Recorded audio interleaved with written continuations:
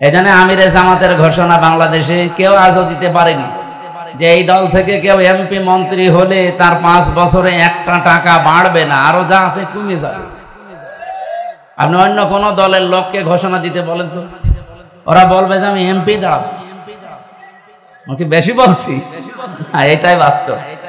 আমার আসনে যিনি আছে উনি ঘোষণা দিয়েছে যে আমি অন্তত 50 কোটি টাকা খরচ করব, তারপর ওই আসন আমার চাই। আপনার কি লাভ বলেন তো? আপনি যে 50 কোটি টাকা খরচ করবেন, আপনার কি লাভ? অবশ্য এখানে কোনো দুর্বিসন্ধি আপনার আছে, আপনার অন্তত 5 বছরে আপনি 1000 কোটি টাকা আরো ওখান থেকে উত্তোলন করবেন। আমরা যারা এই ঘোষণা পেয়েছি নমিনি হিসাবে, আমাদের 1 টাকা খরচও নেই, 1 টাকা তোলার ধান্দাও নেই। এই জন্য মানুষ এখন অলরেডি বিশ্বাস আরম্ভ করেছি যে দেশটা অন্তত নিরাপদ এদের হাতে। যারা এই যে গলাবাসি করে, অনেকে তো বলছে যে দরকার হয় প্রসাব করবো, সব ভেসে চলে যাবে। আপনি এত 15 বছরে প্রসাব করতে পারেননি? এগুলো সব চাপাবাজি, গলাবাজি, এগুলো প্রতারণা, ধোঁকাবাজি ছাড়া আর কিচ্ছু না। নাউযু বিল্লাহি মিনাশ শাইতানির রাজীম। বিসমিল্লাহির রহমানির রহিম।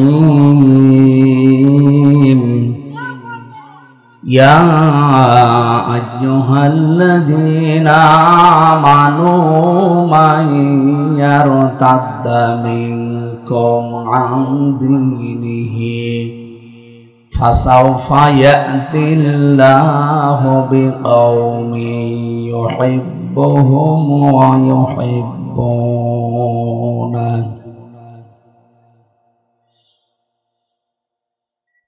আদিল্লাতিন আলাল মুমিনিনা আইজ্জাতিন আলাল কাফিরিন ইউজাহিদুনা ফি সাবিলিল্লাহি ওয়া লা ইয়াখাফুনা লাওমাতা লাইম যালিকা ফাদলুল্লাহ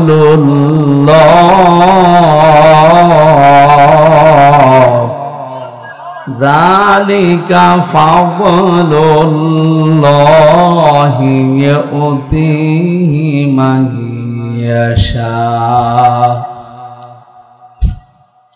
ওয়াল্লাহু ওয়াসিউন আলীম।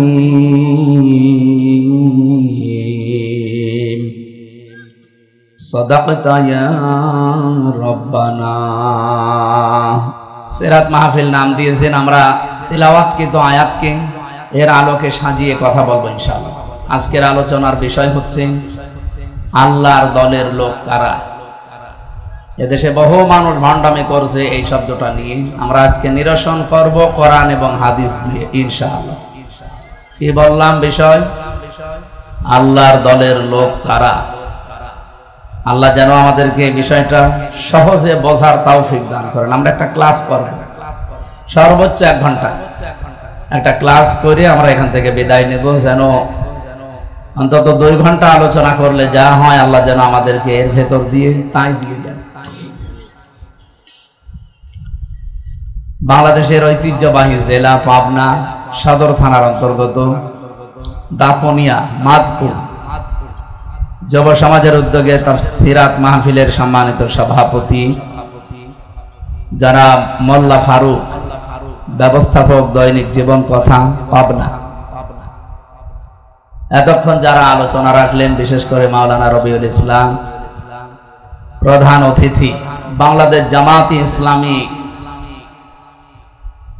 পাবনা সদর, মনে হয় এটা সদরের নমিনি। এখানে আপনারা এমপি পদপ্রার্থী লিখেছেন কেন? বাংলাদেশ জামাত ইসলামী থেকে যে 300 জনের নাম ঘোষণা দেওয়া হয়েছে নমিনি হিসাবে, এরা একটাও পদপ্রার্থী না। আমরা এখানে 3 জন অন্তত বসে আছি, আমরা 3 জনই নমিনি, আমরা কেউ পদপ্রার্থী না। আর আমরা নিজেরা জানতামও না যে আমাদের নাম ঘোষণা দেওয়া হবে। আপনি জিজ্ঞাসা করে দেখেন। অথচ এই পদটা পাওয়ার জন্য বাংলাদেশে অন্যান্য রাজনৈতিক দলে আপনি একটা দেখান, আমার তো মনে হয় অন্য দলের লোক এই পদ পাওয়ার জন্য মারামারি করে মরে যায়। এটা এ পাবনায় না থাকলেও কুষ্টিয়ায় আছে, আরো বেশি, বিশেষ করে আটঘরিয়া আর ঈশ্বরদী। দেখেন কি হয়।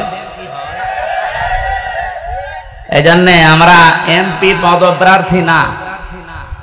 লিকাইলা তাসাও আলা মা ফাতাকুম ওয়ালা তাফরাহু বিমা আতাকুম। কিছু পেলে আনন্দে আত্মহারা হয়ে যেও না, আবার কিছু হারিয়ে গেলে হায় হতাশ করবে না। আপনি এমপি কেন, এ বাংলাদেশের প্রধানমন্ত্রী না, সারা দুনিয়া দিয়ে দিলেও আমি যে হামজা আছি ওই হামজা। আমার মনের ভেতরে এক বিন্দু অহংকারও নেই, আর আমার মনের ভেতরে এক কিছু হারানোর বেদনাও নেই। এই জন্য আমিরে জামাতের ঘোষণা বাংলাদেশে কেউ আজও দিতে পারেনি যে এই দল থেকে কেউ এমপি মন্ত্রী হলে তার 5 বছরে একটা টাকা বাড়বে না, আরো যা আছে কমে যাবে। আপনি অন্য কোন দলের লোককে ঘোষণা দিতে বলেন তো, ওরা বলবে যে আমি এমপি দাঁড়াবো। ওকে বেশি বলছি? এটাই বাস্তব। আমার আসনে যিনি আছে উনি ঘোষণা দিয়েছে যে আমি অন্তত 50 কোটি টাকা খরচ করব, তারপরও এই আসন আমার চাই। আপনার কি লাভ বলেন তো? আপনি যে 50 কোটি টাকা খরচ করবেন, আপনার কি লাভ? অবশ্যই এখানে কোনো দুর্বিসন্ধি আপনার আছে। আপনার অন্তত 5 বছরে আপনি 1000 কোটি টাকা আরো ওখান থেকে উত্তোলন করবেন। তা আমরা যারা এই ঘোষণা পেয়েছি নমিনি হিসাবে, আমাদের 1 টাকা খরচও নেই, 1 টাকা তোলার ধান্দাও নেই। এই জন্য মানুষ এখন অলরেডি বিশ্বাস আরম্ভ করেছি যে দেশটা অন্তত নিরাপদ এদের হাতে। যারা এই যে গলাবাসি করে, অনেকে তো বলছে যে দরকার হয় পোশাক করবো, সব ভেসে চলে যাবে। তা আপনি এত এই 15 বছরে পোশাক করতে পারেননি? এগুলো সব চাপাবাজি, গলাবাজি, এগুলো প্রতারণা, ধোকাবাজি ছাড়া আর কিচ্ছু না। এই 54 বছরে এরা জাতিকে ধোকা দিয়েছে বিভিন্ন কায়দায়, এবারও দিতে চাচ্ছে অনেকে, কিন্তু এই জাতি এখন আর ধোকায় পড়বে না। 9 সেপ্টেম্বর ডাকসু নির্বাচন তার প্রমাণ। কোথায় 14,500 প্রায়, আর এখানে 5,500। আপনি হিসাব করতে পারেন, 3 ডবল। আজকে জাহাঙ্গীরনগরে কি হয়েছে আমি জানি না, আশা করছি এইটাও এরকম হবে ইনশাআল্লাহ। সুতরাং আজকে যিনি নমিনি এই আসনের জন্য, একজন আলেম, একজন প্রিন্সিপাল, হাজার হাজার আলেম তৈরির কারখানা এই মাদ্রাসাটা না, দারুল আমান ট্রাস্ট। মাওলানা ইকবাল হোসেন ভাই দামাত বারকাতুহুমুল আলিয়া, বলেন আমিন। এটা রেকর্ড হচ্ছে, এই জন্য বললাম, সারা দেশে জামাত ইসলামী থেকে যারা নমিনি তাদেরকে এমপি পদপ্রার্থী বলবেন না। আমরা কেউ পদের জন্য প্রার্থী না, আর আমরা নিজেরা জানিও না। আপনি এ পর্যন্ত বিশ্বাস করেন কিনা বলেন তো? এ বাংলাদেশে শুধু একমাত্র দল জামাত ইসলামী, যারা পদের জন্য যদি কেউ বলে যে আমারে দেওয়া লাগবে, ও কিয়ামতের আগে পাবে না। আজকের মাহফিলে আমার আগে যিনি কথা বলছিলেন, বাংলাদেশ জামাত ইসলামী এই পাবনা বিশাল জেলা, এই জেলার সম্মানিত জেলা আমির, ইসলামিক চিন্তাবিদ, শিক্ষাবিদ অধ্যাপক আবু তালেব মন্ডল দামাত বারকাতুহুমুল আলিয়া, এখানে উপস্থিত আছেন বড় ভাই আব্দুল্লাহ। উপস্থিত হয়ে কথা বললেন অধ্যাপক রেজাউল করিম, জনাব ওমর ফারুক। যত মানুষের নাম দিয়েছে, এ তো পড়তে পড়তে আমার হাঁপ লেগে যাবে। একবারে দোয়া করে দিলাম, ভাই ওরফানা লাকা যিকরা। এদের সম্মান মর্যাদা যার যতটুকু ঈমান এবং কাজ অনুযায়ী আল্লাহ যেন দান করে। অনেকের ঈমান আছে কিন্তু ঈমানের দাবি অনুযায়ী আমল নেই। আমল মানে কি জানো? কাজ। বলেন বলেন। এমনকি অনেক ইমামেরও এখন ঈমান নেই। এখনো পর্যন্ত এই অবস্থা দেখে অনেক ইমামও এই টেনশনে আছে, যদি ইসলামের পক্ষে অ্যাক্টিভ ভাবে কিছু করি, আর যদি ইসলাম এবার না আসে তাহলে আমার ইমামতি থাকবে তো? আপনি ইমামতি নিয়ে আসেন, আর আপনার এই ধারণা কেন হয় যে এবার ইসলাম আসবে না? বলেন। ছেলে যদি এলাকার মাইকে ঘোষণা দেয় যে আমার বাবার সম্পদ আমি পাই কি না পাই, মানুষ তারে পাগল বলবে না? আর পাগল যদি একবার নাম হয়ে যায় তারে পাঠাবে কোথায়? আমার মনে হয় আপনাদের জেলায়ও পাগল আছে এবং তার নাম অলরেডি সারা দেশে ছড়িয়ে গেছে, তারেও এখানে রেখে দেওয়া দরকার। পাগল তো বাইরে থাকলে সমস্যা। ওদিকে কিশোরগঞ্জে একজন আছে, তার নামই পড়ে গেছে ফজু পাগলা।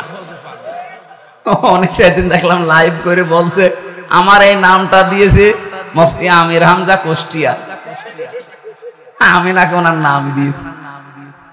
আপনি নিজে যে পাগল, পাগলও মনে হয় বলে না যে আমি পাগল। এক কথা বলে, আমি গিয়েছিলাম হিমায়তপুরে কিছুদিন আগে, দেখলাম পাগল অনেক নেই, অনেকে চলে গেছে। কর্তৃপক্ষ যেটা ছিল আমি বললাম যে পাগল হুজুর সব চলে গেছে, যদি পান পাঠাবে।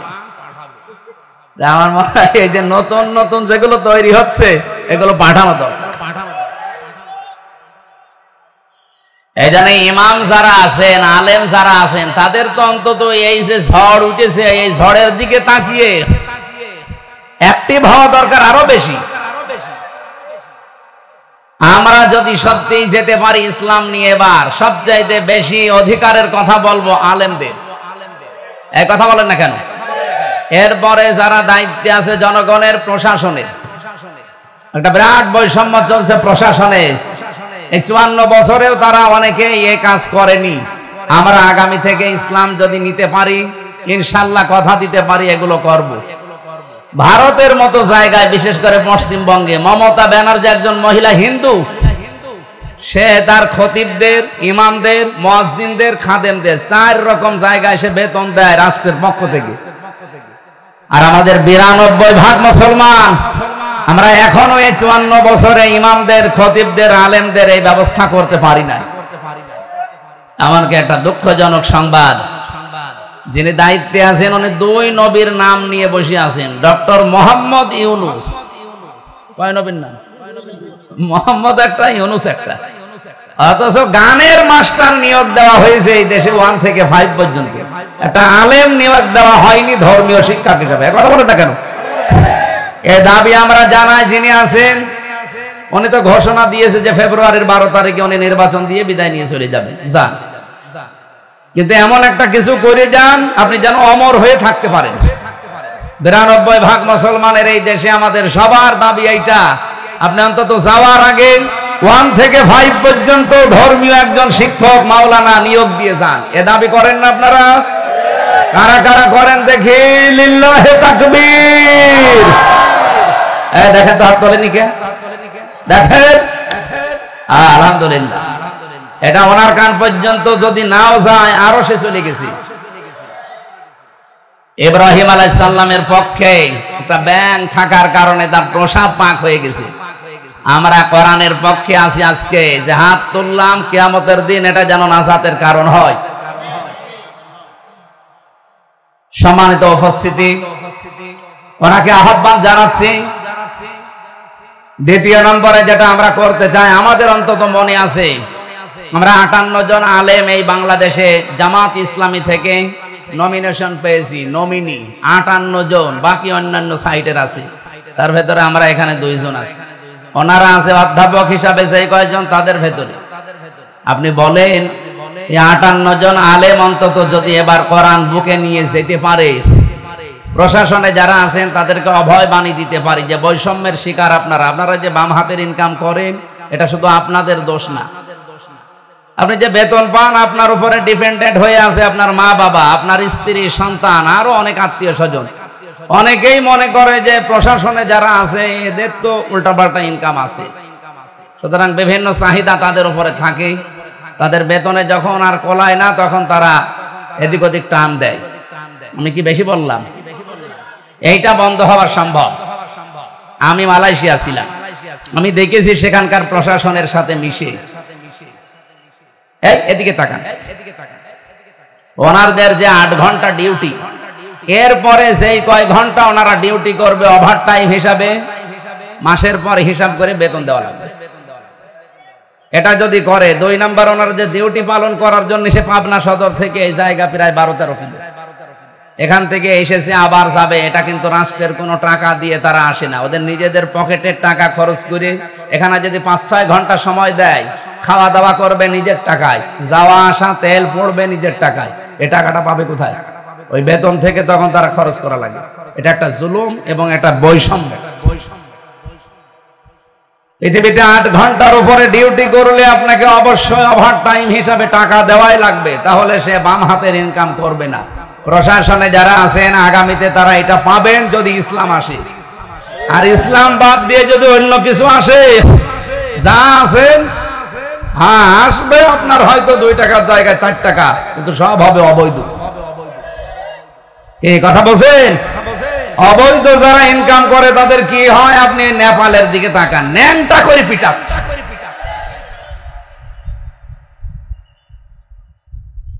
সেদিন সিঙ্গাপুরে এক হোটেলে উঠেছিলাম, নিচে নেমে দেখি 2 জন বসে বসে চা খাচ্ছে। কি আপনারা এখানে? হুজুর আমরা আগেই পালিয়েছি। আপনারা পালাইলেন কেন? যার সাথে দেখা হয়েছিল তার 620টা বাড়ি, চট্টগ্রামে বাড়ি, মন্ত্রী ছিল। আপনাদের ডিলো ছিল, ডিলো মরে যাওয়ার পরে তারে দিয়েছিল। 620টা বাড়ি। ওই দেশেও তার বাড়ি আছে। মালয়েশিয়া আছে সাহেব পাড়া, কানাডায় আছে বেগম পাড়া। বাংলাদেশে যত বাড়ি ছিল জনগণ তো আগুন লাগিয়ে দিয়েছে, শেষ করে দিয়েছে। বাইরের দেশের বাড়িতেও থাকতে পারে না, তালা লাগানো, থাকে হোটেলে। আমি বললাম হোটেলে কেন, আপনি বাড়িতে থাকতে পারেন না? বলছে 20 লাখ বাঙালি আছে এই পাশের দেশে মালয়েশিয়া। যদি ওরা জানতে পারে বাইরে আমি ঘুরে বেড়াচ্ছি, পিটিয়ে ভর্তা বানিয়ে ফেলবে। এই জন্য খুব চুরি করে আসে। হুজুর দোয়া করেন। দোয়া? আপনার জন্য দোয়া আসবে? এই অবৈধ ইনকাম করে কি করলেন? এই যত টাকা পাচার করেছিলেন, এই টাকাগুলো পাচার না করে যদি দেশে আপনি কর্মসংস্থান তৈরি করে দিতেন, এই দেশের লক্ষ লক্ষ যুবকেরা এখনো বেকার এবং বাইরে যেয়ে তারা দেখি রাস্তা ঝাড়ু দেয়, থালা বাসন মাজে, রান্না করে, টয়লেট সাফ করে। বেতন সর্বোচ্চ কত বাংলাদেশের টাকায়? 22,000, 30,000, 40,000। আরে ভাই, বাংলাদেশে ওই টাকাগুলো তো যদি আপনি কর্মসংস্থান বানিয়ে দিতেন, এই দেশে মাসে 50,000 টাকা উপায় করা সম্ভব। এমনিতে তো আপনি থাকতে পারছেন না। এই কারণে আগামীতে আপনাদের এই বৈষম্য থাকবে না প্রশাসনে যারা আছেন। এই জন্য আপনারা পক্ষপাতিত্ব না করে আশা করব আপনারা ইসলামকে নিয়ে যাওয়ার জন্য সহযোগী হবেন। আমার কথা যদি ভুল হয় ধরিয়ে দেবেন। এই বৈষম্য দূর করা দরকার না? এই 15.5 বছরে আমরা সবাই কম বেশি বৈষম্যের শিকার ছিলাম। আপনি তাকান, শুধুমাত্র ওই সিল বাদ দিয়ে ওই 14 দল, বাকি যারা আমরা ছিলাম এই দেশে সব কিন্তু কোনো না কোনো ভাবে বৈষম্যের শিকার ছিলাম। আপনি লেখাপড়া করবেন না, ফার্স্ট ক্লাস ফার্স্ট হওয়ার পরও আপনার চাকরি হবে না, পেছনে আপনার ওই যে, অথচ আমার চাইতে 10 নম্বর সিরিয়ালে ওর শুধু মার কাটা থাকার কারণে চলে যাচ্ছে আমার উপরের চেয়ার। এইটা আগামী থেকে আর হবে না ইনশাআল্লাহ। সুতরাং যারা বিভিন্ন কারণে হয়তো এই আশঙ্কায় আছেন, যদি ইসলাম এবার না আসে, এত কাজ করে শেষে আমার ইমামতি হারাবো, আমার চাকরি যাবে, কোনো চিন্তা করবেন না ভাই। ওয়ালা তাহিনু ওয়ালা তাহজানু ওয়া আনতুমুল আ'লাউনা ইন কুনতুম মুমিনিন। এই এখানে কি কিছু হয়েছে? একটা ব্যাঙের জন্য এটা করছেন, একজন হাত চেপে ধরেন, মাথা চেপে ধরে এমন একটা রওশন এরশাদের মতো মাছ দেন। পাবনাবাসী খেয়াল করে শোনেন, সময় যেহেতু কম। সূরা আলে ইমরানে আল্লাহ ঘোষণা দিয়েছেন, ওয়ালা তাহিনু ওয়ালা তাহজানু, কোনো চিন্তা নেই, কোনো ভয় নেই, দুশ্চিন্তারও কারণ নেই। ওয়া আনতুমুল আ'লাউনা, শব্দ ছিল আনতুম আ'লাউনা, মাঝখানে আলিফ লাম দেওয়া আছে কেন? আমি আরবি গ্রামার পড়তে গিয়ে দেখেছি, মুবতাদা যদি নির্দিষ্ট হয়, মারেফা হয়, খবর হবে অনির্দিষ্ট নাকেরা। কিন্তু এখানে আল্লাহ খবরের আগে আলিফ লাম দিয়ে এটাও মারেফা বানিয়ে দিয়েছেন। খবর যদি কোনো সময় মারেফা হয়ে যায়, ইফিদুল হাসরা, হাসরের ফায়দা দেয়, বাংলা অর্থ দাঁড়ায় হবে। আল্লাহ পাক বলেন তোমরা বিজয়ী হবে না, হবেই। শেষে হর্ষাই আছে। একটা শর্ত শুধু দিলাম, ইন কুনতুম মুমিনিন, যদি মুমিন হতে পারো।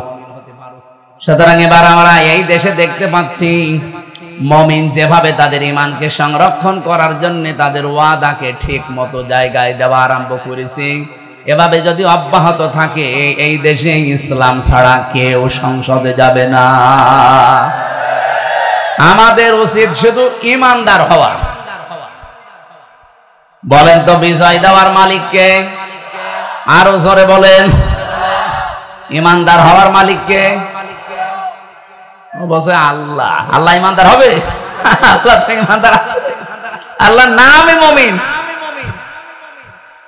ঈমানদার হওয়ার মালিক আল্লাহ না, ঈমানদার হওয়ার মালিক আমরা। আমরা যদি নির্ভেজাল ঈমান আনতে পারি, মাস্ট বি, এখানে যারা এখনো দোদুল্যমান অবস্থায় আছেন, অমিনান নাসি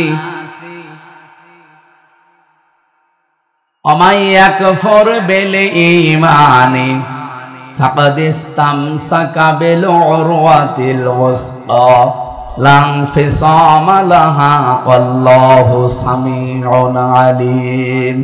ফামান ইয়াকফুর বিত-তাগুতি ওয়া ইউমিন বিল্লাহ। বাংলাদেশের এই পজিশনে আয়াতটা এখন খুব দরকার। অনেক মানুষ এখনো দোদুল্যমান অবস্থায় আছেন, ঈমানও এনেছেন, কুফরি কাজও করেন। তাদের বলছি, আপনি যদি সত্যি ঈমান আনতে চান, পয়লা নাম্বারে আপনাকে তাগুত ছেড়ে দেওয়া লাগবে। আজ বাংলাদেশে দল দুইটা, আমি ওপেন বলি, এদেশে আল্লাহর দল আর শয়তানের দল, মাঝখানে আর কিছু নেই। আপনি যদিও মনে করেন না মাঝামাঝি কিছু আছে, কিচ্ছু নেই। একটা হচ্ছে আল্লাহর দল আর একটা শয়তানের দল। ইসলাম যারা আজ এই দেশে কায়েম করতে চায়, এক নম্বরে তারা আল্লাহর দল। ইসলামের বাইরে যারা অন্য আইনে দেশে কায়েম করতে চায়, বাংলায় বলছি তারা শয়তানের দল। সে যে নামে আসুক না কেন, যাদের উদ্দেশ্য এইটা যে আমরা মানুষের তৈরি করা আইন কায়েম করব, এটা শয়তানের দল। আর আপনি বিশ্বাস করতে পারেন শয়তানের দল জীবনেও সাকসেস হবে না। উলাইকা হিজবুশ শাইতান উলাইকা হুমুল খাসিরুন। শয়তানের দল এরা হচ্ছে ক্ষতিগ্রস্ত। উলাইকা হিজবুল্লাহ উলাইকা হুমুল মুফলিহুন। আল্লাহর দল যারা, এরা সফল কাম। জোরে বলেন সুবহানাল্লাহ। এজন্য এই দলে যারা আছেন, নিজেদেরকে হীনমন্যতায় ভোগাবেন না, ছোট ভাববেন না। আল্লাহ পাক আপনাকে ভালোবেসেছেন, পছন্দ করেছেন, এই জন্য আপনাকে দিয়ে তার একামতে দ্বীনের কাজ করাচ্ছেন। এটাকে আমি বানিয়ে বলছি। সূরা সূরার 13 নম্বর আয়াতের শেষের দিকে দেখেন, আল্লাহু ইয়াজতাবি ইলাইহি মাইয়াশা ওয়া ইয়াহদি ইলাইহি মাইয়ুনিব। আল্লাহ পাক বলেন, আমি আল্লাহ যাকে পছন্দ করি, যাকে নির্বাচিত করি, যাকে মনোনীত করি। কাকে করি? ওয়া ইয়াহদি ইলাইহি মাইয়ুনিব, যে লোকটা আমি আল্লাহর দিকে মন থেকে ফিরে আসতে চাই। সুতরাং এই দেশে এখন যে অবস্থা আরম্ভ হয়েছে, আপনি দিনের দিকে যারা একামতে দিন দেশে কায়েম করতে চায়, আল্লাহর দিন, চোখ কান বুঝে চলে আসেন, একেবারে ফিরে আসেন জীবনের মতো আল্লাহর জন্য। দেখবেন আপনাকে আল্লাহ নির্বাচিত করে নেবে তার দিন কায়েমের কর্মী হিসাবে। কথা বলে না কেন? 18 কোটি মানুষ এই দেশে এখন। আজকে আমার মনে হয় 11 তারিখ, 1 তারিখের জরিপ পড়ছিলাম, বাংলাদেশে এখন প্রায় 7 কোটি 20 লাখ মানুষ চাচ্ছে দেশে আল্লাহর দিন কায়েম হোক। বাকি এখনো যারা আসতে পারেন নাই, ফিরে আসেন। আপনিও যেন এই দলে সামিল হয়ে যে আল্লাহর মনোনীত, নির্বাচিত, পছন্দনীয় হতে পারেন। হ্যাঁ, এই কথা বললে কারা আসে না, রাগ করে, আল্লাহ তাও জানিয়েছেন আগের শব্দে, কাবর আলাল মুশরিকিনা মা তাদউহুম ইলাই। রব্বুল আলামিন বলেন, হে নবী, আপনি যেদিকে মানুষকে ডাকেন, এই কথাটা শুনলে সবচাইতে বেশি মন খারাপ করে, খারাপ লাগে, কষ্ট পায়, রাগ হয় মুশরিকদের। কি কথা বলেন না কেন? আলেমরা যারা এদিকে আজ বাংলাদেশে মানুষকে ডাকে দিন কায়েম করার জন্য, খেদমতে দিন না, একামতে দিন। আমি আবার বলছি, এই বাংলাদেশে দুইটা পদ্ধতি চলছে, একটা খেদমতে দিন আর একটা একামতে দিন। আল্লাহ পাক এখানে আগের শব্দে দিয়েছেন আনাকিমুদ্দিন ওয়ালা তাতাফাররাকু ফি, দিন কায়েম করো, এ বিষয়ে কোনো মত পার্থক্য করবা না। এই আয়াতগুলোর সারমর্ম আমি এটা পেয়েছি, একামতে দিন যারা কায়েম করতে চায়, এই কথাগুলো শুনলে সবচাইতে বেশি মন খারাপ হয়, খারাপ লাগে, রাগ করবে মুশরিকরা। সুতরাং আমরা দিন কায়েমের কথা বললে যাদের রাগ হয় তারা যেন বিশ্বাস করে তাদের জান্নাত, তাদের দ্বারা কোনো না কোনো ভাবে শিরিক হচ্ছে, আর শিরিক হলে লোকটা মুশরিক। হ্যাঁ, কথা বলেন না কেন? বাংলাদেশে বহু ইমাম সাহেবকে আমি দেখেছি, তারা একামতে দিন বাদ দিয়ে শুধু খেদমতে দিন নিয়ে আসেন। আরে ভাই, খেদমতে দিন তো মাস্ট বি করাই লাগবে। একামতে দিনের কথা বললে আপনারও যদি রাগ হয়, আপনি ইমাম, তাতে কি? আপনি বিশ্বাস করতে পারেন আপনার ভেতরে শিরিক আছে। কারণ কাবর আলাল মুশরিকিন মা তাদউহুম ইলাইহি। হে নবী, আপনি যেদিকে মানুষকে ডাকেন একামতে দিনের জন্য, দিন কায়েমের জন্য, এটা তো শুনলে মন খারাপ হবে, রাগ হবে মুশরিকদের। আপনি কি মুশরিক? আমি তো আমার বাবার বিধান কায়েম করার জন্য আপনাকে বলি না, আমার দাদার বিধান কায়েমের জন্য আপনাকে বলি না। আমার এই 33 বছর বয়সের ভেতরে আজ প্রায় 10 বছর আমি কোরআন দিয়ে মানুষকে ডাকি। আমার প্রতিটা ডাকের সারমর্ম এই যে আসেন আল্লাহর বিধান কায়েম করি। আর এটা শুনলে যাদের রাগ হয়, যারা এটাকে রাজনীতি মনে করে, আপনাদের পাশের থানা ঈশ্বরদী, আজকে 11 তারিখ 9 তারিখ আমার অনুষ্ঠান ছিল ওই থানার ভেতরে। একজন বলেছে না, উনি আসলেই শুধু রাজনৈতিক কথা বলে না, কি যেন আল্লাহর এক নবীর নামে নাম তার, সে যাই হোক, উনি এই কথা বলতে চেয়েছে যে না, উনি রাজনৈতিক কথা বলবে কেন? আরে ভাই, আমি কি রাজনৈতিক কথাগুলো আমি বানিয়ে বলি? বলেন, আপনার পেটের উপরে পাড়া দিলে তো আপনি কোরআন এক রাজনীতি আছে কিনা বলতে পারবেন না। একজন আলেম যদি আমারে বাধা দিত, নিষেধ করতো, আমি মেনে নিতাম। আপনি কেন ফতোয়া দেন? অথচ দিন কায়েমের কথা বললে ফতোয়া দেওয়াও নিষেধ। আনাকিমুদ্দিন ওয়ালা তাতাফাররাকু ফি, আপনি যাই করেন এ বিষয়ে কোনো মত পার্থক্য করা যাবে না।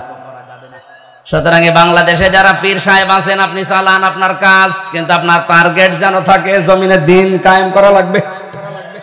আপনি খেদমতে দিনই আছেন, করেন, দিনের খেদমতে আছেন, কিন্তু আপনার টার্গেট দিন কায়েম হয়। কি কথা বলেন না কেন? এজন্য ইমান যারা এনেছেন, আপনাদেরকে আমি বলছি, শুধু ইমান এনে অনেকে এখনো দদুল্য মানে না, জানি কি হয়। আপনি একেবারে হয় ফাইনাল থাকবেন, নাই ওই দলে চলে যাবেন। আমি তো ওপেন ঘোষণা দিয়েছি আমার বংশে যে ইসলাম এবং অন ইসলাম চলছে এই দেশে এখন, হয় আপনি ইসলামের পক্ষে থাকবেন, নাই অন ইসলামের পক্ষে থাকবেন। ওই দদুল্যমান অবস্থায় কিন্তু যদি ইসলাম আসে, তখন আপনি বিপদে পড়ে গেলে আমারে পাবেন না। এক কথা বলেন না কেন? গত বর্ষ দিনও 10 জন মানুষ গোপনে এসে বলছে এতদিন ছিলাম চাই, এই ডাকসু নির্বাচনের রেজাল্ট দেওয়ার পরে আমাদের মন ঘুরে গেছে, আপনি আমাদেরকে দলে নেন, আমরা গোপনে ইসলামকে সংসদে পৌঁছানোর জন্য। 10 জনই গ্রামের মাতুব্বর, ওরা এলাকা চলে তাদের কথায়। আমি বললাম আপনাদেরকে কালেমা পড়ানো লাগবে। বলছে কালেমা জানি, কালেমা ওদের মুখস্থ আছে, কিন্তু তাগুত ছেড়ে কালেমা পড়ে না। ওই দিন তাগুত ছেড়ে দিয়ে কালেমা পড়ালাম। আল্লাহর ঘোষণা এটা ছিল, ফামাই ইয়াকফুর বিত-তাগুত ওয়া ইউমিন বিল্লাহ। আপনি ঈমান আনতে চান, আগে তাগুত ছেড়ে দেন। তাগুত কি? যে আল্লাহর বিধান মানে না, অন্য কেউ মানবে, মানতেও দেয় না। এরকম শক্তি যদি এই দেশে থাকে, আপনি সেটা থেকে আগে মুখ ফিরিয়ে চলে আসেন, যে না, আমি এক লাইনে থাকবো। আমার কথা বাংলায় আমার মনে হয় আপনারা বুঝে ফেলেছেন। দোদুল্যমান অবস্থায় থাকবেন না। ইসলাম এবার আসবেই আসবেই আসবে, তখন কিন্তু আপনি বিপদে পড়ে যাবেন। এজন্য চলে আসেন একবারে, বিপদে পড়লো তখন আপনার লাভ। কারণ মুমিন যারা মরে গেলেও লাভ, বেঁচে থাকলেও লাভ। আর কাফের যারা বেঁচে থাকলেও ওদের লস, মরে গেলে তো আরো লস। কাফেরদের জীবনে কোনো শান্তি আল্লাহ রাখে না। আপনি যদিও চর্ম চোখে দেখতে পান খুব শান্তিতে আছে, কে বলেছে আপনাকে? যারা কাফের, যারা মুশরিক, এই দুনিয়াদার যারা গুনাহে অভ্যস্ত, অপরাধ করতে করতে জীবন শেষ করে, ওই মানুষগুলোর জীবনের শান্তি আল্লাহ নষ্ট করে দেয়। এটা আমি বানালাম না। আমান আ'রাদা আন যিকরি ফাইন্না লাহু মাঈশাতান দানকা ওয়া নাহশুরুহু ইয়াওমাল কিয়ামাতি আ'মা। রব্বুল আলামিন বলেন, আমার বিধান থেকে কেউ যদি মুখ ফিরিয়ে নেয়, আমার ঘোষণা হচ্ছে তার জীবন আমি সংকীর্ণ করে দেই। তার আয় উন্নতিতে কোনো বরকত থাকে না। চর্ম চোখে দেখা যায় প্রতিদিন 5 লাখ উপায় হচ্ছে। এই যে এই মানুষটা মনে করেন প্রতিদিন 5 লাখ উপায় করছে বাবা শাহজালাল, সব হালাল মনে করি। হয়তো প্রতিদিন 5 লাখ আপনার আসবে, কিন্তু আল্লাহ যখন ধরবে এমন দিক থেকে আপনার টাকা 10 লাইনে চলে যাবে, আপনি টেরও পাবেন না। উপায় হয়েছিল 5 লাখ, প্রতিদিন যাবে এবার 7 লাখ। নেন, বাবারটা খরচ করেন। এমনকি দুনিয়ার আফসোসই শেষ না। ওয়া নাহশুরুহু ইয়াওমাল কিয়ামাতি আ'মা, এটা আর ভয়ঙ্কর। কিয়ামতের দিন যখন উঠবেন আপনার চোখ থাকবে না। রব্বুল আলামিন বলেন অন্ধ হয়ে উঠবে, আমাকে প্রশ্ন করবে, ক্বালা রাব্বি লিমা হাশারতানি আ'মা ওয়া ক্বাদ কুনতু বাসীরা। হে আল্লাহ, আমার তো চোখ ছিল, আজকে আমারে অন্ধ করে তুললে কেন? আমার চোখ ভালো করে দাও, আমি আদম নবীকে দেখবো। যেই বলবে অমুক জিনিস দেখবো, ধমক লাগাবে আল্লাহ। ক্বালা কাযালিকা আতাতকা আয়াতুনা ফানাসিতাহা ওয়া কাযালিকা লিয়াউমা তুনসা। আমার এই আয়াতগুলো আলেমেরা নবীরা এইভাবেই তোদেরকে শুনিয়েছিল। আমার বিধানের কথাগুলো শোনার পরে না শোনার ভান করেছিলি, বোঝার পরে না বোঝার ভান করেছিলি, যেভাবে ভুলে গিয়েছিলি, আমি আজকেই কঠিন দিনে তোরে ভুলে গেলাম। তুই যে আমার বান্দা ছিলি, তুই যে আমার বান্দি ছিলি, কোনদিন আমার কুদরতের জবানে তোর নাম আর উচ্চারণ করব না। ও পাবনাবাসী, ময়দানে মাশারে কঠিন অবস্থায় যদি আল্লাহ আপনার নাম আর উচ্চারণ না করে বলে যে আর আমি চিনি না, ও আমার বান্দা না, ও আমার বান্দি না, আমার মুখ দিয়ে কোনোদিন এই আমির হামজা নামটা আমি আর বলবো না, বলেন তো তার মতো কপাল পোড়া আর কেউ আছে? এখানে ফিরে আসেন আপনি অ্যাক্টিভ ভাবে। আমার রাতের তেলাওয়াত কিন্তু আয়াত ওই রকম। সূরা মায়েদার 54 নম্বর আয়াতটা পড়েছি আমি। এমন কিছু মেসেজ আয়াতের ভেতরে এই বাংলাদেশ সম্পর্কে আমার মনে হচ্ছে আছে। আয়াতের ব্যাখ্যা বিশ্লেষণ পড়ার পরে আমার মনে হয় যে এই মাত্র আল্লাহ এই দেশ দেখে নাজিল করলো। আপনি একটু অ্যাক্টিভ ভাবে শুনবেন, অবশ্যই কিছু পাবেন এখান থেকে। যেহেতু সিরাত মাহফিল লিখেছেন, বাংলাদেশে বেশিরভাগ মিলাদ মাহফিল হয়, সিরাত মাহফিল কম হয়। অথচ মানুষ যদি ওই মিলাদ থেকেও শিক্ষাটা নিতে পারতো, বাংলাদেশে সাদাবাজি থাকতো না। আমি সিরাত ইবনে হিশাম পড়ছিলাম, সিরাত বিশ্বকোষ, বিশেষ করে আর রাহিকুল মাখতুম। এখানে নবীজির জন্ম নিয়ে যে মিলাদ যারা দেন, মিলাদ মানে জন্ম, মিলাদ মানে এই মিলাদ নিয়ে যারা মাতামাতি করেন শুধু জিলাপি আর খিচুড়ি, তাদেরকে বলছি এই শিক্ষাটা অন্তত আপনি নেবেন। মিলাদ আপনি দেন, আমি নিষেধ করছি না, কিন্তু শিক্ষাটা নেন। মিলাদ মানে জন্ম, নবীজি জন্ম নিয়ে কি করেছিলেন। ঐতিহাসিক যারা তারা লিখছে নবীজি জন্মের পরেই 3 জন মহিলার দুধ পান করেছিলেন। 1 নম্বরে আমেনা, 2 নম্বরে উম্মে আইমান, 3 নম্বরে হযরতে হালিমাতুস সাদিয়া রাদিয়াল্লাহু তাআলা আনহা। হযরতে হালিমা বলেন আমি ওই সময় মুশরিকা ছিলাম। মুহাম্মদকে গলে তুলে নেওয়ার পরে আমি ডান স্তন তারে দিলাম, সে পান করেছে। বাম স্তন তারে দিলাম, সে সঙ্গে সঙ্গে মুখ বের করে দিয়েছে। একবার, দুইবার, তিনবার আমি মুখ লাগালাম, তিনবারই সে বের করে দিল। জোর করে মুখ লাগাতে চাই, বের করে দেয়। আমার চোখের দিকে ইশারা দিয়ে, মানে চোখে চোখে যেন আমাকে বোঝাতে চায়, মা হালিমা জোর করেন কেন?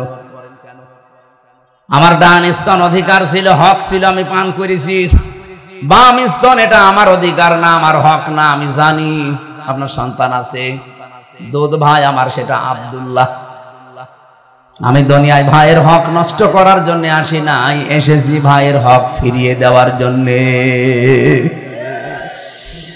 পাবনাবাসী, এটা রেকর্ড হচ্ছে, যেই নবী এই রবিউল আউয়াল মাসে জন্ম নিয়ে মায়ের কোলে বসে ভাইয়ের হক ফিরিয়ে দেয়, সেই নবীর উম্মত আমরা যত বড় হচ্ছি, ভাইয়ের হক মারার জম হচ্ছি।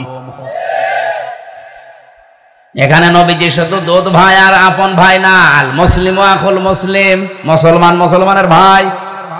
আপনি কোন কারণে এক ভাই আর এক ভাইয়ের কাছে চাঁদাবাজি করে ওর সম্পদ নিজের কাছে রেখে দেন?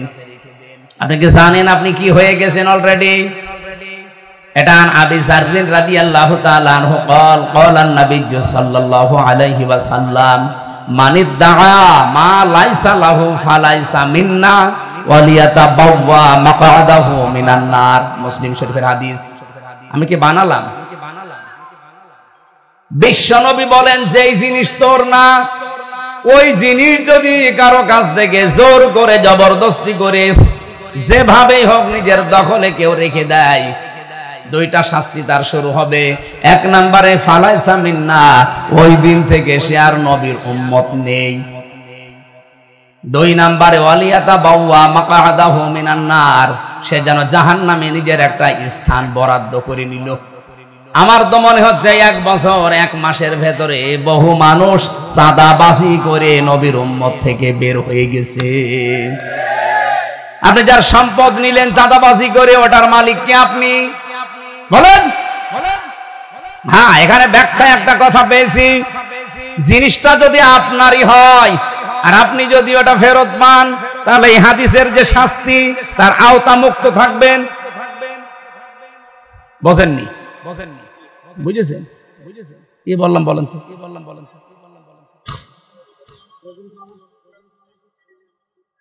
হ্যাঁ, ঠিক আছে। এই যে যারা ইসলামী ব্যাংকের নামে অপবাদ দেন যে ওরা ছিনতাই করে নিয়েছে, আপনি এত বড় মিথ্যা কথা বলতে পারলেন? ইসলামী ব্যাংক আপনার বাবা, যাদের ব্যাংক তারা ফেরত পেয়েছে।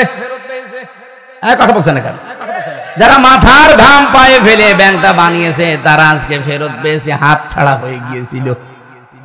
সুতরাং তারা হাদিসের শাস্তির আওতা মুক্ত থাকবে। তারা আপনার জিনিসও যদি এভাবে হাত ছাড়া হয় আপনি পান, কিন্তু আমরা দেখতে পেয়েছি যতটুকু পাওয়ার কথা তার চাইতে 50 ডবল অনেকে বেশি পেয়ে গেছে। কথা বললেন না? আপনি হয়তো এই 15.5 বছরে 5 কোটি টাকা হারিয়ে ফেলেছিলেন যেভাবেই হোক। এখন তো দেখলাম 1 বছর 1 মাসে আপনি 100 কোটি টাকার মালিক। সব ফেরেশতা জিবরাইল দিয়ে গেল। যেভাবেই করেছেন আপনার গায়ে গেলে আমার কিছু করার নেই, হাদিস মাপ দিয়ে দেন। আপনি কিন্তু এখন যতই মুখ জোর করেন না কেন, আপনি নবীর উম্মত আর নেই। কথা বলা লাগবে ভাই। আমি যদি কিছু বানিয়ে বলি, আমার নিজের রায় দেই, তাহলে আপনি প্রোটেস্ট করেন। একটা কথাও বানানো না, সব আমার পড়া।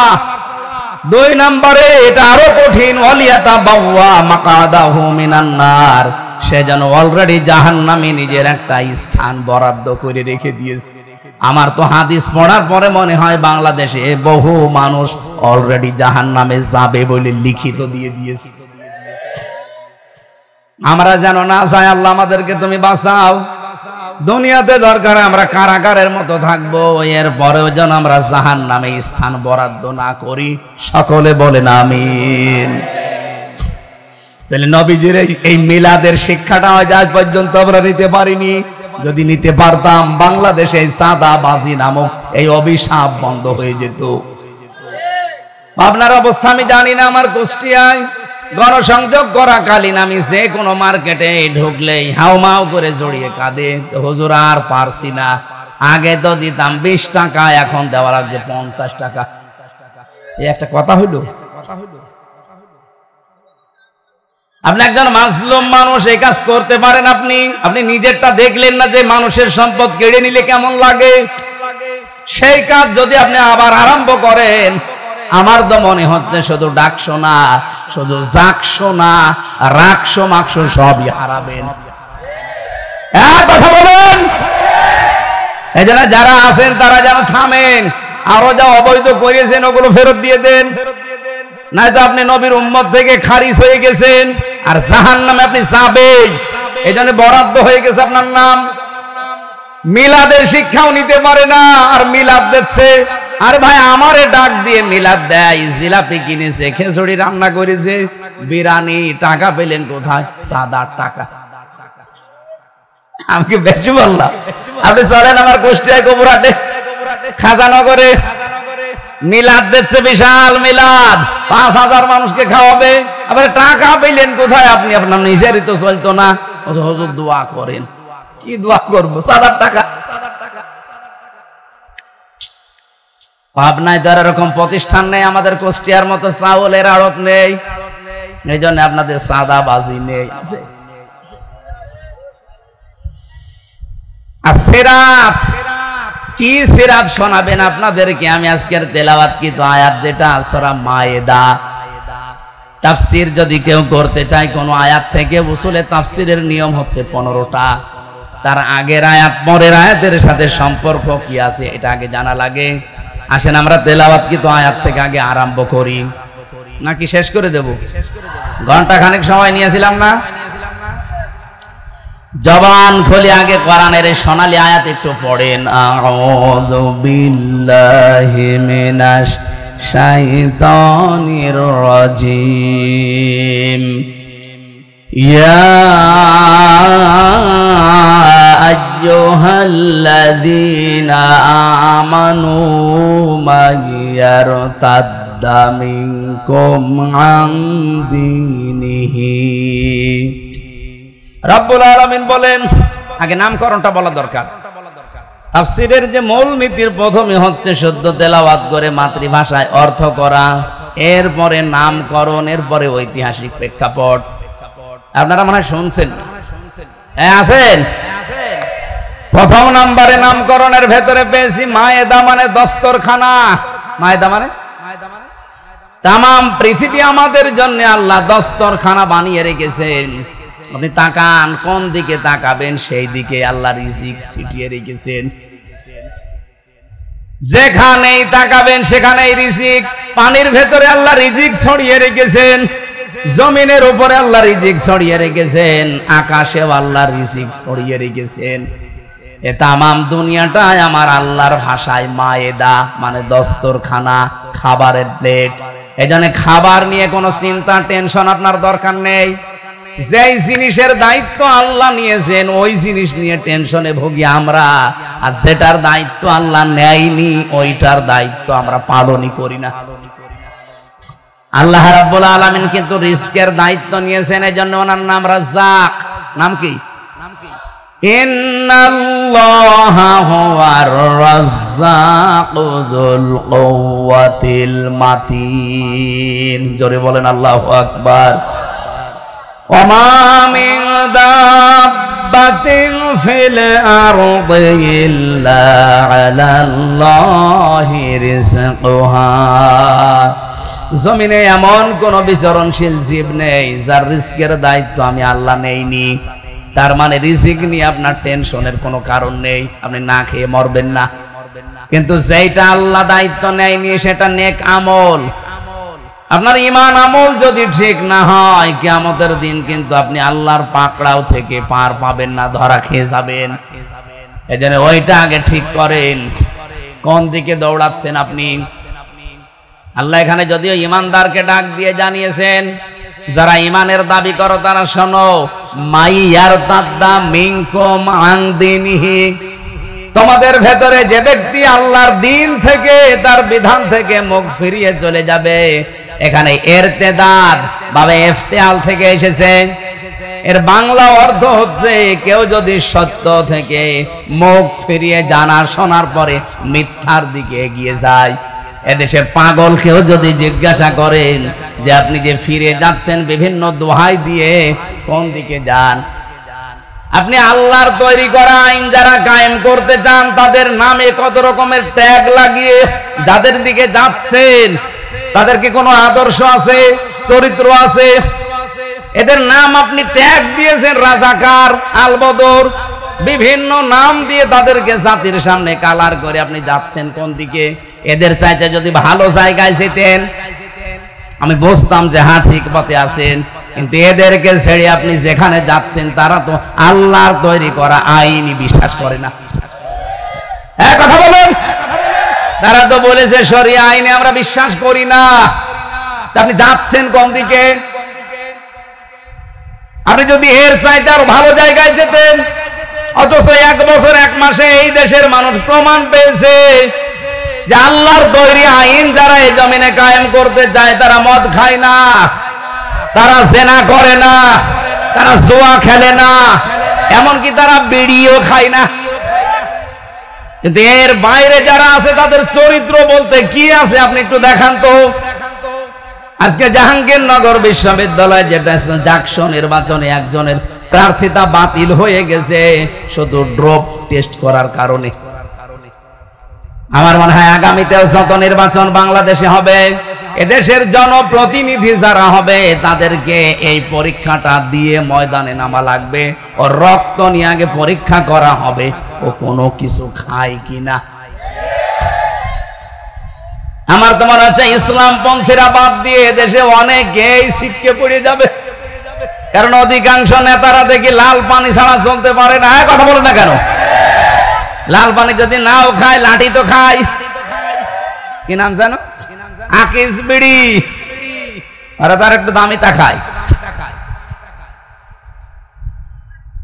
কিন্তু যাদের রক্তের ভেতরে বিড়ি নেই, সিগারেট নেই, মদ নেই, গাঁজা নেই, ভান নেই, এমনকি বাবা তাও নেই, ডালও নেই, এরপরেও আপনি তাদেরকে বিশ্বাস করতে চান না। আরে তারা তো প্রমাণ দিয়েছে। আপনার এই পাবনার 2 জন, মাওলানা মতিয়ার রহমান নিজামী, মাওলানা আব্দুস সোবহান, আপনাদের নিজেদের সামনে উনি 7 বারের না কয়বারের এমপি ছিল? 5 বার। 5 বার এমপি থাকলে সে তো বাংলাদেশের মালিক হয়ে যাওয়ার কথা। অথচ তার অবস্থান লক্ষ্য করে দেখেন, তার গ্রামের বাড়ি হলুদিয়া নাকি যেন, মাওলানা আব্দুস সোবহান জালালপুর, ওনার শ্বশুর বাড়ি হলুদিয়া নাকি যেন, ওলাদি। মাওলানা মতিয়ার রহমান নিজামীর কবরে গিয়েছিলাম কয়েকদিন আগে। বাড়ি ঘরের দিকে তাকালে আমার মনে আছে মেম্বারের বাড়ি তার ছাড়া ভালো। অথচ তিনি মেম্বার না, চেয়ারম্যান না, উপজেলা চেয়ারম্যান না, মেয়র না, এমপি শুধু না, মন্ত্রী ছিল। একজন মন্ত্রীর আমি 620টা বাড়ি পেলাম, আর ওনার বাড়ির অবস্থা কি? চারিদিকে দেওয়াল দেওয়া, উপরে টিন দেওয়া। আমার মনে এর চাইতে ভালো মানুষ যদি আপনারা পেতে চান এই দেশে আর হবে না, ফেরেশতা দেওয়া লাগবে। আপনাদের বিবেকের ওপর এবার ছেড়ে দিয়েছি। নিজের পায়ে নিজে কোড়াল মারলে আপনার নিজেই ধরা খাবেন। আর সমস্ত ট্যাগ দিয়ে যারা ফিরে যেতে চান, আল্লাহর কসম আপনি ধোঁকা দিতে চাচ্ছেন, আপনি জীবনেও ধোঁকা দিতে পারবেন না আল্লাহকে এবং ইমানদারকে। যারা সত্যিকারের ঈমান এনেছে তাদেরকে এই দেশের কোন মুনাফিক ধোঁকা দিয়ে বোকা বানাতে পারবে না, বরং তারা নিজেরাই ধোঁকায় পড়ে মরবে। ইখাদিউনাল্লাহা ওয়াল্লাযীনা আমানু ওয়া মা ইয়াখদাউনা ইল্লা আনফুসাহুম ওয়া মা ইয়াশউরুন। ওরা আল্লাহকেও ধোঁকা দিতে চায়, এমনকি ইমানদারকে ধোঁকা দিয়ে বোকা বানিয়ে নিজেদের স্বার্থ সিদ্ধি করতে চায়। আল্লাহ বলেন আমি আল্লাহ তো ধোঁকায় পড়ি না, এমনকি আমার ইমানদারকেও তারা ধোঁকা ফেলতে পারে না। নিজেরাই নিজেদের ধোঁকায় পড়ে মরে কিন্তু টের পায় না। আজ বাংলাদেশে যদি সত্যি আপনি ইমানদার দাবি করে থাকেন, জীবনেও মুনাফিকের ধোকায় আপনি পড়বেন না। মুনাফিকদের ধোকায় যেমন আল্লাহ পড়ে না, ইমানদারও বলেন। আর আপনি যদি ধোকায় পড়ে যান, আপনি বুঝবেন আপনার ইমানের সমস্যা ছিল। আল্লাহ নিজে বলছেন আমিও ধোকা খাই না, আমার ইমানদার যারা তারাও ধোকা খায় না। এরপরেও যদি কেউ ধোকা খেয়ে বোকা বনে যান আর আপনার মাথার উপরে কাঁঠাল ভেঙে ওরা সাত্যসিদ্ধি করে, আপনি বুঝবেন আপনার ইমানে সমস্যা ছিল। এজন্য ইমানটা নির্ভেজাল করেন, আপনি ধোকা খেতে পারেন না। মন থেকে যদি কেউ অ্যাক্টিভ ভাবে দেশে দিন কায়েমের জন্য রাস্তায় নেমে পড়ে, তামাম দুনিয়া দিয়ে দিলেও তাকে আপনি ফিরাতে পারবেন না। পাবনাবাসী খুব খেয়াল করে শুনবেন এই জায়গায়। সুতরাং আপনার কাছে স্পষ্ট কারা দেশে আল্লাহর দিন কায়েম করতে চায় আর কারা দিনের বিরুদ্ধে আছে।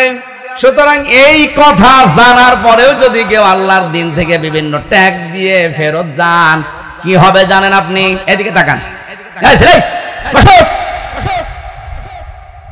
1-1.5 ঘন্টা বসে থাকতে পারে না ভেতরে। বিয়ে দিলে বউ টেকবে? ডায়াবেটিস আছে তাতে কি? পোশাক পায়খানার জন্য বিড়ি খাওয়ার যদি নেশা থাকে, খেয়ে চলে আসবে। কিন্তু ভালো লাগছে না এই জন্য চলে যান, আপনার খবর আছে। আমার আয়াতের দিকে খেয়াল করে আমি বলছি, আমি বানিয়ে বলছি না। আল্লাহ পাক বলেন কি করব জানো? যদি আল্লাহর দিন থেকে বিভিন্ন সোতানাতা দিয়ে বিভিন্ন রকমের নং ঢঙের কথা বলে বলে ফেরত যায়, এটা রাজনীতি হচ্ছে, এটা দুনিয়াদার, এটা ধান্দাবাজ, এই সমস্ত কথা যদি বলে চলে যান, আল্লাহর কসম আল্লাহ বলেন ফাসাউফা, সিন সাউফা কদ লাম, কোন সেন্টেন্সের আগে যদি একটা আসে বাংলা অর্থ দাঁড়ায় অতি তাড়াতাড়ি। আল্লাহ বলেন ফাসাউফা ইয়াতিল্লাহ, অতি শীঘ্রই আমি আল্লাহ নিজে নিয়ে আসব। এখানে ফাইল কর্তা আল্লাহ নিজে। অতি শীঘ্রই, খুব তাড়াতাড়ি আমি আল্লাহ নিজে নিয়ে আসবো বিকৌমিন, এমন একটা দলকে, ভালো করে শোনেন, এমন একটা দলকে খুব তাড়াতাড়ি তোমাদের মাথার উপরে নিয়ে চলে আসবো। কি করবে জানো? ইউহিব্বুহুম ওয়া ইউহিব্বুনাহু, আমি আল্লাহ তাদেরকে ভালোবাসি এবং তারাও আমি আল্লাহকে ভালোবাসে। আমার তো মনে হচ্ছে আয়াত পড়ার পরে আজ যারা আল্লাহর দিন কায়েম করতে চায় তাদের থেকে মুখ ফিরিয়ে চলে যাচ্ছেন। দেখেন অতি তাড়াতাড়ি আল্লাহ তাদেরকে এই জমিনে এমন একটা দল তাদের মাথার উপরে নিয়ে আসবে যারা আল্লাহকে ভালোবাসে, আল্লাহও তাদেরকে ভালোবাসে। এই দেশে মনে হচ্ছে তারা জামাত ইসলামী বাংলাদেশ। আপনি আয়াতটা মিলাতে না পারলে নিয়ে আসেন, কোন আলেম নিয়ে আসবেন নিয়ে আসেন। আমি তো বুঝে ফেলেছি এইটাই। এখন রাম আর বাম পাড়ায় আগুন জ্বলছে, যে হইল কি? আমার দাদা তো আমি জেলখানায় থাকতে পটল তুলেছে, মরে গেছে, আওয়ামী লীগ করতে গিয়েছে, অসুবিধা নেই। উনি আমার একটা গল্প শুনিয়েছিল, বলছে এক লোক মার্কেটে যাবে বাজার করতে, নদী পার হয়ে যাওয়া লাগে, এই যে গড়াই নদী মনে করে, পদ্মা নদী না? ছেলে মেয়ে দুইটা বলছে আপনার নৌকা নিয়ে যাচ্ছেন, আমাদেরকেও নিয়ে যান। বউ বলছে আমারেও নিয়ে চলো। সবাইকে নিয়ে যাচ্ছে বাজারে। মাঝ পথে নদী অশান্ত হয়ে ঢেউ উঠে গেছে, নৌকা ডুবে, ছেলে মেয়ে গেছে হারিয়ে, বউ গেছে ডুবে। বহু কষ্ট করে এদিক ওদিক করে ডাঙ্গায় গেছে। লোকজন আশপাশ দিয়ে যায়, বলে ভাই চিন্তা করবেন না, কোনো আফসোস নেই আপনার, আপনাকে আবার আমরা বিয়ে দেব, আবার বউ পাবেন, আপনার কোনো ভাবা চিন্তার দরকার নেই, আবার ছেলে মেয়ে হবে। নৌকা হারিয়ে গেছে ভাববেন না, আবার নৌকা বানিয়ে দেব আমরা।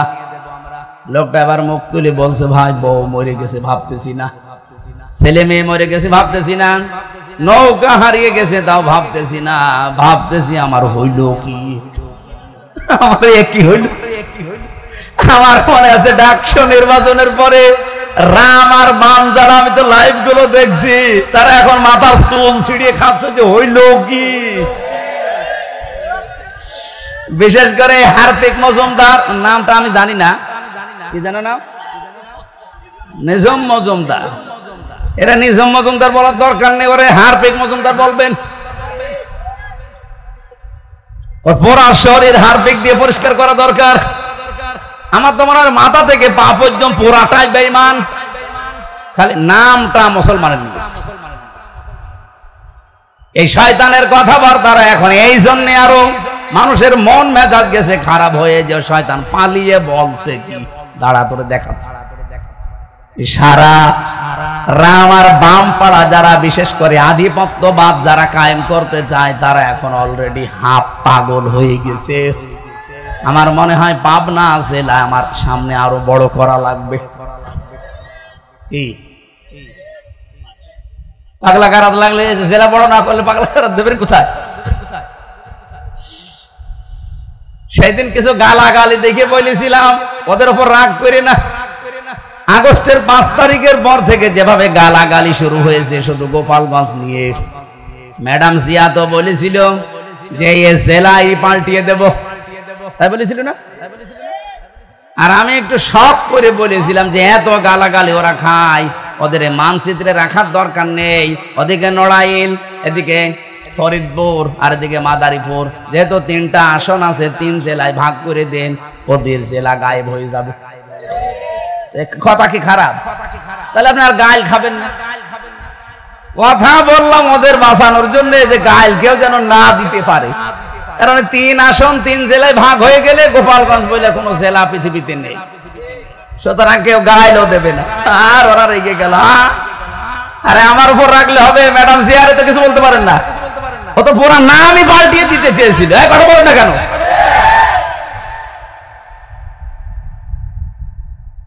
মত বিগয়সিকুম পড়েছি কোরআনে, ওরা মরবে, হিংসায় জ্বলে পুড়ে মরবে। যা আরম্ভ হয়েছে বাংলাদেশের মানুষ যা দেখাচ্ছে, এদেশে রাম বাম আর অন্য কোন দেশের আধিপত্য যারা কায়েম করতে চায় তাদের আর স্থান হবে না। কথা বলে না কেন? এই দেশ চলবে মানুষের, এই বিশেষ করে এই 24-এর সিদ্ধান্ত অনুযায়ী। আমি 47 দেখিনি, আমি 52 দেখিনি, আমি 71 দেখিনি, কিন্তু অস্বীকার করি না। যেটা দেখেছি এই 24 এ অনুযায়ী দেশ চললে আমার মনে হয় দেশটা শান্ত থাকবে।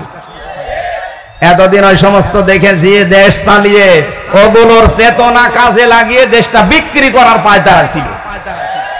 24 যারা ধারণ করে এই মানুষগুলো জীবন থাকতে দেশ বিক্রি হতে বলেন বলেন। এই জন্য আগামীর সিদ্ধান্ত কিন্তু একটু কঠিন। বদরের ময়দান আমরা দেখিনি, কিন্তু আগামীতে হয়তো বদরের ময়দান আসতেছে। বদরের ময়দানে নবীজি বলেছিলেন আমার কেমন যেন লাগছে, কারণ বাবার বিরুদ্ধে ছেলে অস্ত্র ধরবে, স্বামীর বিরুদ্ধে স্ত্রী অস্ত্র ধরবে, দোলা ভাইয়ের বিরুদ্ধে শালা অস্ত্র ধরবে। এরকম কঠিন ময়দান নবীজি নিজেও ইতস্তত করছিলেন। সাহাবা একরামের মনের দিকে তাকিয়ে যে কি না কি হয়, একজন যুবক বললেন আপনি কোনো চিন্তা করবেন না, আমার মনে হয় বাংলাদেশে এই ময়দান সামনে এবার আসতেছে। বহু জেলায় কিন্তু স্ত্রী স্বামীর বিপক্ষে যাবে এবার। কথা বলেন না কেন? বহু জেলায় বাংলাদেশে বাবার বিরুদ্ধে ছেলে দাঁড়িয়ে যাবে। আমাদের চুয়াডাঙ্গার আলমডাঙ্গায় যিনি নমিনি, ওনার বাবা মানুষের তৈরি করা আইনের পক্ষে, আর উনি আল্লাহর তৈরি করা আইনের পক্ষে। আমার মনে হয় সে আবু বকর আর আবু বকরের সন্তানের মতো হয়ে গেছে। একই বাড়িতে আছে। হযরতে আবু বকর বাড়িতে যুদ্ধ করে যখন আসলেন, ছেলে আব্দুল্লাহ ডাক দিয়ে বলে বাবা আমি কিন্তু জিহাদের ময়দানে তোমারে 3 বার দেখেছিলাম, কিছু বলি নাই, মনে করলাম তুমি আমার বাবা, অন্য কেউ হলে আমি কেটে ফেলতাম। হযরতে আবু বকর খাবার খাচ্ছিলেন, খাবার রেখে দিয়ে হুঙ্কার দিলেন সন্তান 3 বার তুমি দেখার পরও কিছু বলো নাই, আল্লাহর কসম যুদ্ধের ময়দানে যদি তোমারে আমি একবার দেখতে পেতাম একবারই আলাদা করে ফেলতাম। এবার আমার মনে হচ্ছে ময়দান সেইটাই ফিরে আসতেছে। আমি আগেই বলেছি এবার হয় আল্লাহর দল নাই শয়তানের দল। কথা বলেন। এজন্য যারা উল্টা পাল্টা করতে আসবেন তারা আগের থেকে সবকিছু থেকে বিদায় নিয়ে আসবেন। স্ত্রীর মহরণা যদি দিয়ে না থাকেন দিয়ে আসবেন, কারণ আপনি ফিরে যেতে নাও পারেন। আপনি দখল করতে আসবেন আর আমরা ছেড়ে দেব না। ওই ইমানদার এখন আর দেশে নেই, ইমানদার এখন হয়ে গেছে আবু বকরের মতো। বদর দেখিনি, কিন্তু বদর এবার দেখবো। উহুদের ময়দান দেখিনি, এবার সামনে উহুদ দেশে দেখবো। হয় ইসলাম থাকবে না ওরা থাকবে।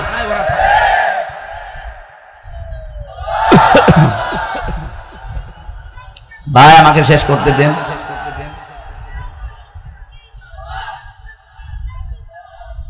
পাবনাবাসী রব্বুল আলামিন যেহেতু জানিয়েছে আমি আল্লাহ নিজে তাদেরকে নিয়ে আসব।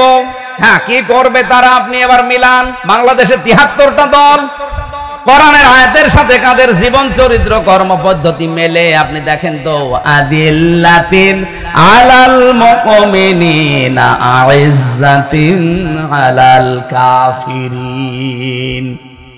রব্বুল আলামিন বলেন তাদের গুনাহগুণ হচ্ছে দুনিয়ায় আদিল্লাতিন আলাল মুমিনিন, তারা মুমিনরা নিজেদের প্রতি রহম দিন। আপনি তাকান, বাংলাদেশে বাড়ি আপনার পাবনায়, আমার বাড়ি কুষ্টিয়া, এক জেলা থেকে আর এক জেলা ডিস্টেন্স একেবারে কম না। এখান থেকে আমার বাড়ি কমপক্ষে 50 কিলোমিটার। অথচ আমার মনে হয় যারা দিন কায়েম করতে চেষ্টা চালাচ্ছে এই দেশে, যেতে রেজাউল ভাই এই চেষ্টা করে, আমির হামজাও করে, আমার কাছে আমার মনে হয় আমার আপন ভাইয়ের চাইতে এটা মহাব্বতের বেশি। এটা তৈরি করে দিয়েছে কে? আজিল্লাতিন আলাল মুমিনিন। সারা বাংলাদেশে একই অবস্থা, এমনকি সারা দুনিয়ায়, সারা পৃথিবীর 257টা দেশে একই অবস্থা। যারা দিন কায়েম করতে চায় তার বাড়ি আমেরিকায়, তাতে কি? আমার বাড়ি বাংলাদেশে, তাতে কি? আমার আপন ভাই আমার বাড়ির পাশে থাকে, সে মানুষের তৈরি করা আইনের পক্ষে, তার চাইতে আমি রেজাউলকে আমার মন থেকে বেশি ভালোবাসি। কিন্তু তারা মুমিন, কাফেরদের প্রতি বড় কঠোর। আপনি তাকান, আজ তারা পৃথিবীতে যারা একামতে দিনের কর্মী, তাদের সামনে আপনি কোন শরীয়ত বিরোধী কাজ করে টিকে থাকতে পারবেন না যদি তাদের শক্তি থাকে। মাস্ট বি, কিছু না করলেও প্রতিবাদ তারা করবে। এক কথা বলো না কেন? সুতরাং এই দেশে শরীয়ত বিরোধী কোন কাজ করলে যারা এদেশের সত্যিকারের ইমানদার পারা বাধা দেবে, প্রটেস্ট করবে। এ রাজবাড়িতে এবং রাজশাহীতে যে ঘটনাটা ঘটিয়েছে, ইসলাম বিরোধীরা তারা নাম নিয়েছে আমরা সুন্নি। কিসের সুন্নি? আপনি সুন্নতের বিরুদ্ধে কাজ আপনার। নবীজি বললেন লা তাত্তাখিযুল কুবুর মাসাজিদা, কবরকে সেজদার জায়গা বানিও না। আর নোরা পাগলার কবরকে ওরা কাবার আদলে বানিয়েছে। কত রকমের কথাবার্তা ইসলামের ডাইরেক্ট বিপক্ষে বলেছে। জনগণ প্রটেস্ট করে এখন ওই রাজবাড়ি গলন্দ এলাকার আলেম ওলামা পর্যন্ত এখন বিপদে। আজকেও শুনলাম 23 জন আলেমকে গ্রেফতার করেছে। কাদের ইশারায় কি করছেন আমি জানি না। সারা বাংলাদেশের আলেমরা যদি এক বাক্যে হুঙ্কার দিয়ে ওঠে, এদেশের যারা নামধারী বাতিলপন্থী যারা আছেন বিভিন্ন নাম নিয়ে টিকে থাকতে পারবেন না। প্রশাসনকে আমরা আহ্বান জানাবো, এদেশের মুসলমানদের সেন্টিমেন্ট বোঝার চেষ্টা করেন। দেশটা শান্ত আছে, অশান্ত করবেন না। আমরা তো কোরআনের আয়াতের তাকিদে এই কাজগুলো করি। আজিল্লাতিন আলাল মুমিনিন আইজ্জাতিন আলাল কাফিরিন। কাফের যারা তাদের প্রতি কঠোর আমাকে হওয়াই লাগবে। তাদের আচার অনুষ্ঠান, তাদের ব্যবহার, তারা যা করছে ওগুলো তো আমার জন্য না, তারা করছে ইসলামকে ধ্বংস করার জন্য। এই জন্য বাধ্য হয়ে আমার প্রটেস্ট করা লাগছে। ইউজাহিদুনা ফি সাবিলিল্লাহ, তারা জিহাদ চালাবে, তারা সংগ্রাম করবে। লা ইয়াখাফুনা লাওমাতা লাইম, কোন তিরস্কারকারীর তিরস্কারকে তারা পাত্তা দেয় না। বাংলাদেশে যারা একামতে দিনের কর্মী, তারা এই আয়াতটা 100% মেনে চলছে। কত রকমের কথা তাদের পেছনে লাগিয়ে দেয়, তারা পেছনে ফিরেও তাকায় না। আপনি বলেন খাপের খাপ মিলে যাচ্ছে না? এদেশে অন্য কোন দলের ভেতর আপনি এটা পাবেন না। তাদের দাড়ি ছোট, এর জন্য ফতোয়া দেওয়া হয়। কোন দিন তারা এর বিরুদ্ধে কথা বলে না, আমার কাজ আমি করে যাব, পেছনে কোত্তা ঘেউ ঘেউ করুক। কোন তিরস্কারকারীর তিরস্কারকে তারা পাত্তা দেয় না। আর এটা যাকে তাকে আল্লাহ দেয় নাই, যে গুণগুলো বললাম, যালিকা ফাদলুল্লাহ। আল্লাহ পাক বলেন এইটা আমি আল্লাহর অনুগ্রহ, ইউতিহি মাইয়াশা, যাকে ইচ্ছা আমি আল্লাহ এটা দান করি। সুতরাং এই দেশে যারা একামতে দিনের কর্মী আছেন, আপনি নিজে নিজে আনন্দ পাবেন আল্লাহ আপনাকে নির্বাচিত করেছেন। নয়তো আপনার ভেতরে মুমিনদের প্রতি মহব্বত দিত না, কাফেরদের আচার অনুষ্ঠান তাদের প্রতি এমন কঠোর হওয়ার মনোভাব আল্লাহ তৈরি করে দিত না। আপনি দিনের কাজ করতে গিয়ে কাউকে তোয়াক্কা করেন না, কারো তিরস্কারকে ভয় পান না, সামনে এগিয়ে যেতে আছেন। আপনি মনে করবেন এই তিনটা গুণ যাদের ভেতরে আছে, এটা আল্লাহর বিশেষ দয়া আপনার প্রতি।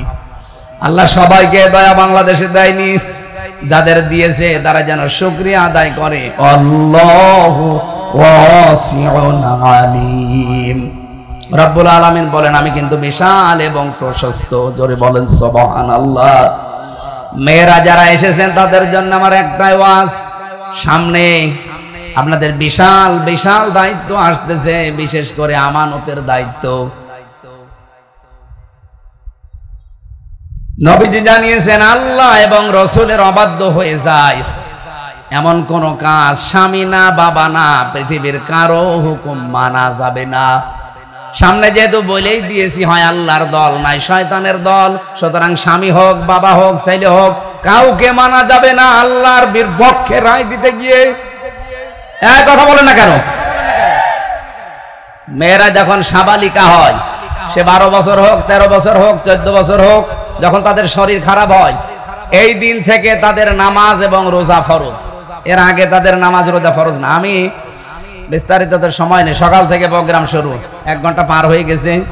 আমার লিখিত বই ছিল মেয়েদের জীবন চরিত্রের উপরে। এই বইটা মেয়েদের ঘরে ঘরে রাখবেন। 6 জন মেয়ে আপনার আদর্শ হবে দুনিয়ায়। কি আর ওই যে বিভিন্ন মানুষকে আদর্শ বানায়, ক্যাটরিনা কাইফিনা কি যেন আছে না, ওইটা বাদ দিয়ে যে এইগুলো আদর্শ বানাবেন। এখানে 6 জনের সব চরিত্র দেওয়া আছে, আদর্শ নারী। আমি নিজে করেছি এটা। 2 নাম্বারটা এটা পুরুষদের জন্য, শুধু দাম্পত্য জীবনে যাদের কলহ চলছে মেটে না, কিভাবে মেটাবেন এই বইতে 120 পৃষ্ঠা লিখেছি। আমি জেলখানায় লিখে বাইরে এসে দলিলগুলো আরো লম্বা করেছি। আর এটা শুধু মেয়েদের জন্য, দাম্পত্য জীবনে স্বামী স্ত্রীর মিল মহাব্বত নেই, সমস্যা এবং এর সমাধান কি হবে, এই 3টা বই এখানে আছে। আমার মনে হয় পাওয়া যায়, ওই যে গাড়িতে বই আছে, যাওয়ার সময় নিয়েছেন আপনারা। মাহফিল নিয়েছে মাত্র 3-4 দিন আগে, এই জন্য এত বড় বিশাল আয়োজন। আমি তো মনে করছি মনে হয় একেবারে ছোট মসজিদে হবে। এ বিশাল আয়োজনে যারা সম্পৃক্ত হয়েছেন এদেরকে একটু বেতন দরজা দিয়ে একটু সাপোর্ট দেন। টাকা পয়সা যদি এনে থাকেন, দিন প্রচারে যদি খরচ না করেন তো কোথায় খরচ করবেন? সুতরাং যাদের সামর্থ্য আছে, ওনাদের স্বেচ্ছাসেবক যারা আছে তাদের কাছে অবশ্যই ড্রাম দেওয়া আছে। স্বেচ্ছাসেবক থাকলে মাস্ট বি দিয়ে যাবেন। আপনার একটা নিয়ত করি, এই নিয়তটা কার্যকর হবে ইনশাআল্লাহ। সম্মানিত মা বোনেরা, তাহলে নামাজ এবং রোজা আপনার ফরজ হচ্ছে যেদিন আপনার শরীর খারাপ শুরু হবে, ওই দিনের পর থেকে আপনারা আপনার স্বামীকে জানিয়ে দেবেন যে মেয়ের অবস্থায় এই, আপনার স্বামীও যেন কঠোর হয় সন্তানের উপরে, নামাজ যেন বাদ না যায়। আল্লাহ আমাদের তৌফিক দিন। আমি আর লম্বা করতে পারছি না। আগামী থেকে এই একটা চাপ চলছে, এটা চলে গেলে আমরা আবার বিস্তারিত কথা বলবো ইনশাআল্লাহ।